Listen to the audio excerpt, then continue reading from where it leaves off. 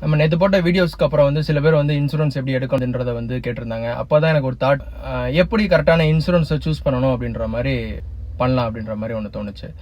என்னன்னா மோஸ்ட்லி வந்து நம்ம நம்ம கூகுளில் போயிட்டு ஹெல்த் இன்சூரன்ஸ் வந்து போட்டாலே வந்து பெஸ்ட் ஹெல்த் இன்சூரன்ஸ் அப்படின்ற மாதிரி தான் சொல்கிறாங்களே தவிர, ஒரு ஒரு கஸ்டமருக்கு அவங்களுக்கு என்ன வேணும், அந்த பாலிசி ஹோல்டரு ஒரு இன்சூர் பர்சனுக்கு என்ன தேவைப்படும்ன்றத வச்சு அவங்க வந்து பாலிசி வந்து ரெக்கமெண்ட் பண்றது இல்லை.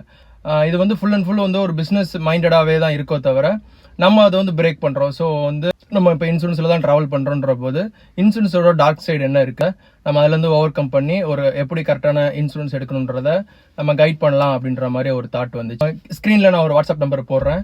அதுக்கு வந்து நீங்கள் இப்போ என்ன இன்சூரன்ஸ் எடுக்க போறீங்களோ, எங்கே எடுத்தாலும் சரி, நீங்கள் ஜஸ்ட் அந்த நம்பருக்கு வந்து இந்த மாதிரி பாலிசி எடுக்க போகிறேன் அப்படின்றத மென்ஷன் பண்ணுங்க, இல்லை ஷேர் பண்ணுங்க. அந்த பாலிசியோட ரிவ்யூ பண்ணுவோம். மோஸ்ட் ஆஃப் த கிளைம்ஸ் வந்து பிஇடியை மென்ஷன் பண்ணாதனால தான் சில கிளைம்ஸ் வந்து ரிஜெக்ட் ஆகுது. இடினால ரிஜெக்ட் ஆகிறதுக்கு காரணம், பாலிசி எடுக்கும்போது கஸ்டமர் வந்து டிஸ்க்ளோஸ் பண்ணுன்றது யாரும் கைட் பண்ணுறது கிடையாது அப்படின்ற தாட் வந்துச்சு. ஸோ இதை இனிஷியேட் பண்ணி அதுக்கடுத்து ஸ்டெப்ஸ் கொண்டு போகலாம் அப்படின்ற ஒரு ஐடியா இருக்குது.